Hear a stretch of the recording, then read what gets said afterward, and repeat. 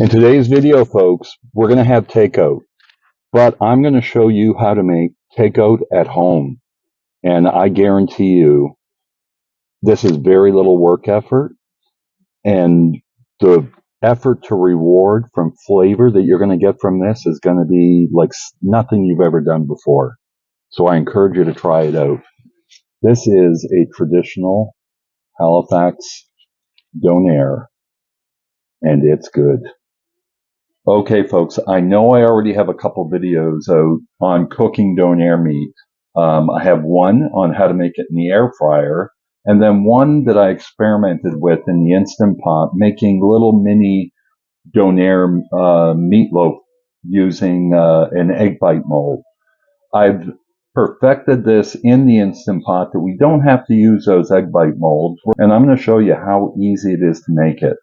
I have here 2 pounds of hamburger meat. And here in my seasonings, I have 2 teaspoons of flour, 2 teaspoons of oregano, and 2 teaspoons of salt.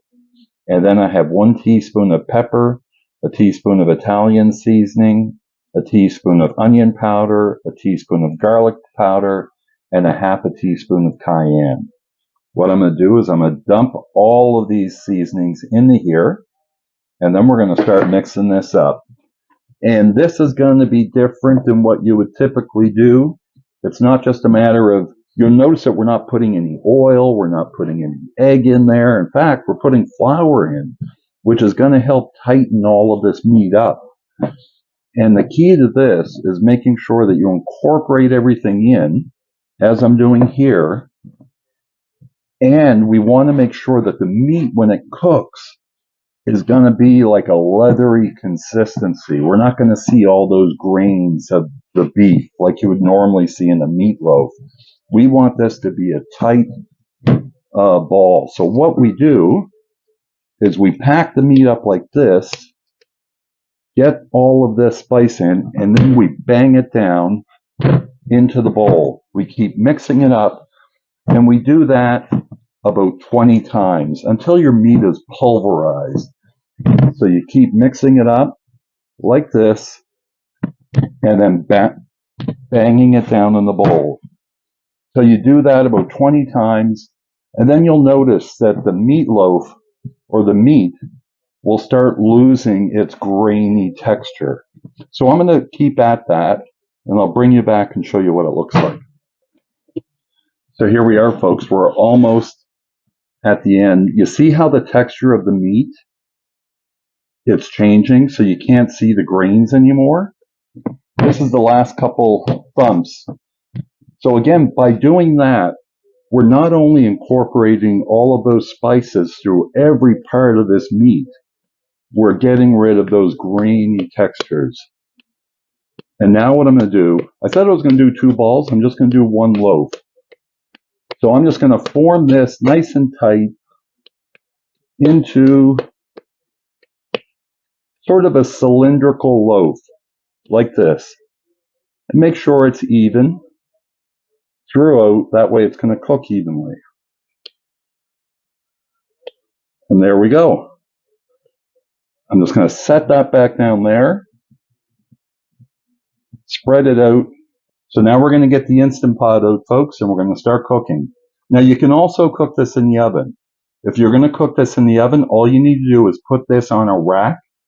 You don't want it sitting in the grease, so you want the grease to drip below it, and cook it at 350 for about 40 to 45 minutes until the internal temperature is 160. Stay tuned, we'll get this cook started. Okay, folks, so I have this meatloaf placed inside, and I have a cup of water. So you can see I have it sitting on the rack, and I have the cook time set for 35 minutes. What I'm going to do is get that started, and once it cooks the 35 minutes, we're going to let it naturally release for 10 minutes. There we go. So we're going to leave that cook, then we're going to come back and have some delicious Donair meat. And again, if you want to make this in your oven, just cook it in an oven at 350 degrees. Make sure it's on a rack so that it's not sitting on its juices. You want the juices to drain off. and let it cook for probably about 45 minutes to possibly an hour until the meat comes up to temperature. And that's all there is to it. This is a simple, easy recipe, and the reward you get when it's done is pure deliciousness. Stay tuned. Okay, folks, our timer went off. The 10 minutes went up, and I almost forgot to film this. So here we go. We're going to take it off.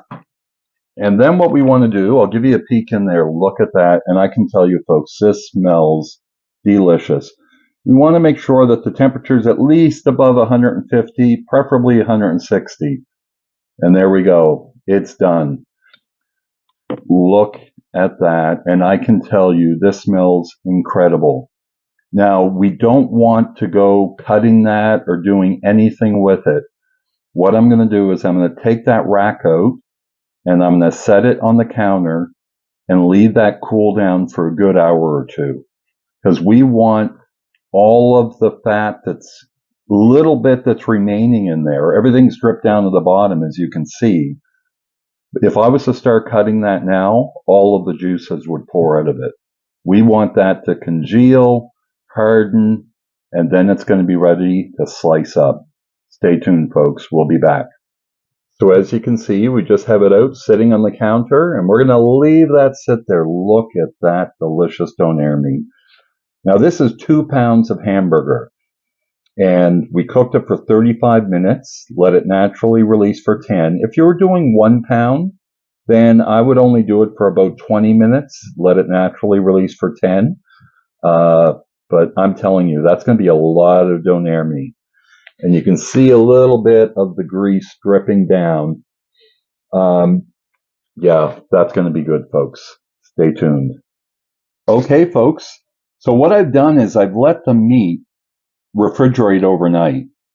That way the meat's going to solidify, and it's going to have the perfect texture the next morning.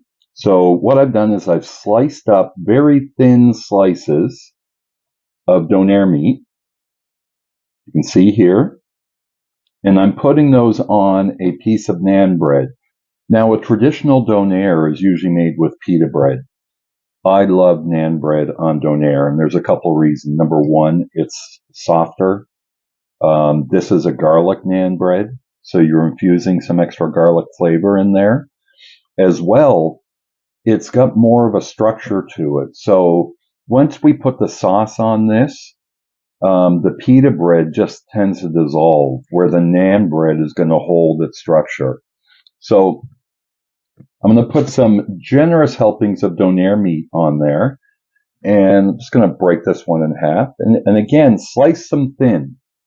Now what I'm going to do is I'm going to take this and I'm going to microwave it in the microwave for 1 minute. That's going to heat up the naan bread, soften it up a bit, and heat up the meat. I'll be right back, and then we'll start putting the remaining 2 ingredients on and rolling that up in tin foil so we can do the taste test. So here we go, folks.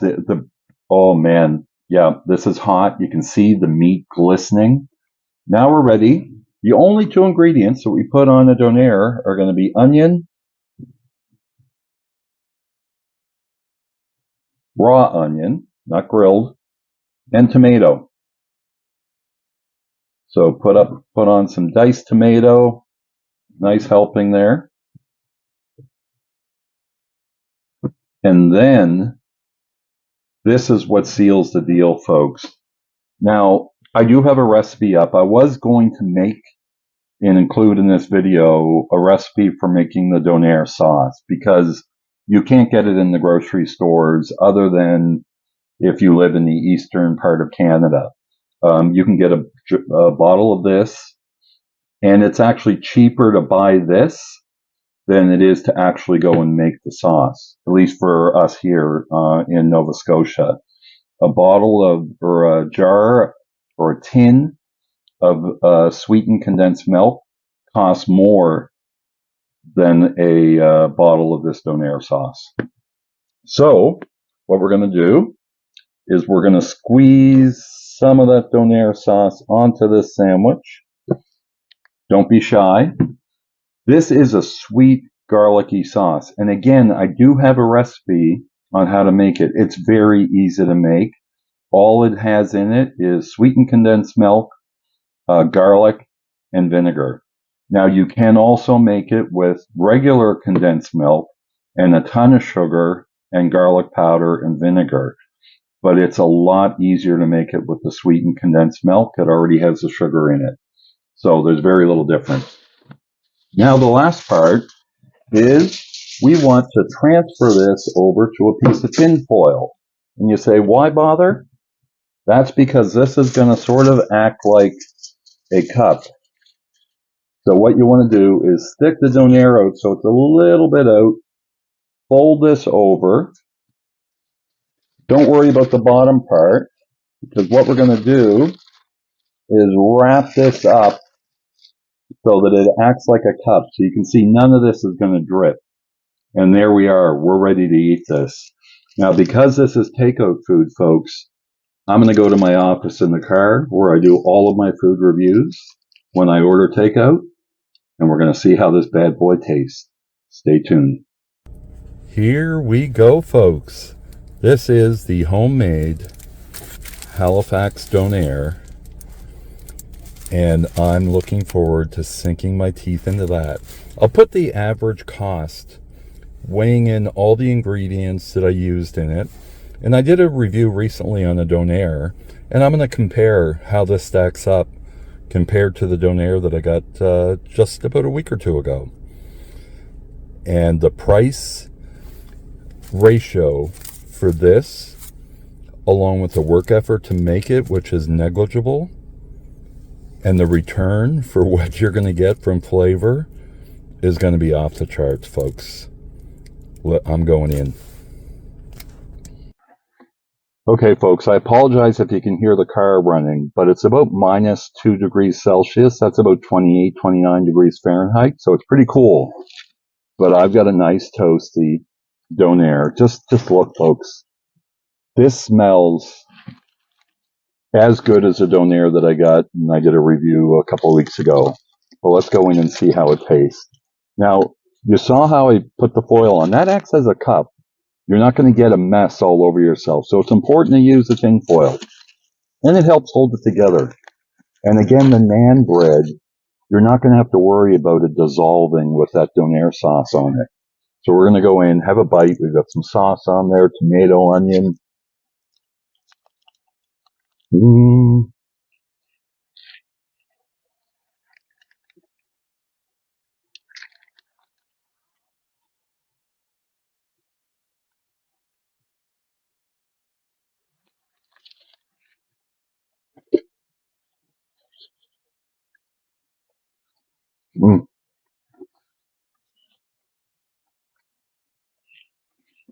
That was a big bite.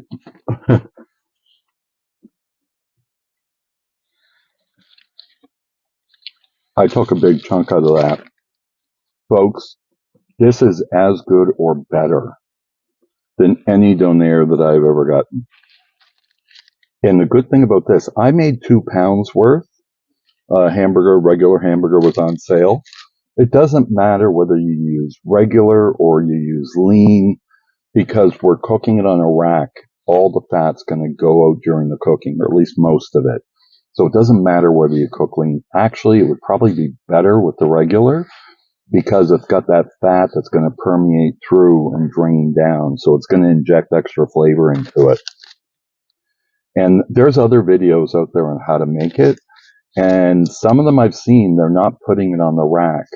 And what happens when you do that is that meat is just soaking in the juice. You want the Donair meat to hold its texture, and you don't want it drenched in fat. You want that fat to go out. And that's the reason why when you finish cooking it, don't just start slicing it up. Put it in the fridge once it's cooled down. Have it a few hours later after it's fully cooled. I made this on New Year's Eve evening, so I wanted to wait till the next day to try it out. And what I'm going to do with the rest of it, because I did make 2 pounds worth, and that's a lot for me to eat by myself. So I'm going to slice it up really thin, and I'm going to put it in freezer packages. So I'm going to vacuum seal them. Anytime I want a Donair, I can tell you the average price of this, from making the sauce and using the sauce, and the Donair meat, and it's going to come to about $2 for a Donair, if that. So, trust me, this is not a gyro. It's nothing like a gyro. The spice combination is totally different, and the sweet sauce is what makes us unique. And I guarantee you, you would have never tasted anything like this if you've never had a Donair. I really encourage you to try it out. Again, as I mentioned earlier, I showed you how to do it on an Instant Pot. If you want to do it in the oven, do it exactly the same way. Cook it on a rack at 350 for about 45 minutes to an hour, and check the temperature. If it's not done, just leave it cook a little bit longer. It's got to come up to about 160 degrees. So thanks a lot, everyone, for taking the time to watch this. I really hope you try it. And if you do, let me know what you think. If you've never had a Donair and you tried out this recipe, let me know what you think of the flavor. So a little taste of Nova Scotia. If you've had Donair before and you've never made it or tried homemade Donair, let me know what you think about it. How did it stack up with your expectations from what you've had? So thanks again, everyone. If you like this video, please hit that like button. If you're new, have a look at the playlist. It should be popping up. And if this is something you'd like to see more of, I'd encourage you to subscribe. We'd love to have you along for the ride. Thanks a lot, everyone. 2 thumbs up, 10 thumbs up, according to my grandson Brady, as Brady would say. Jamie, signing off.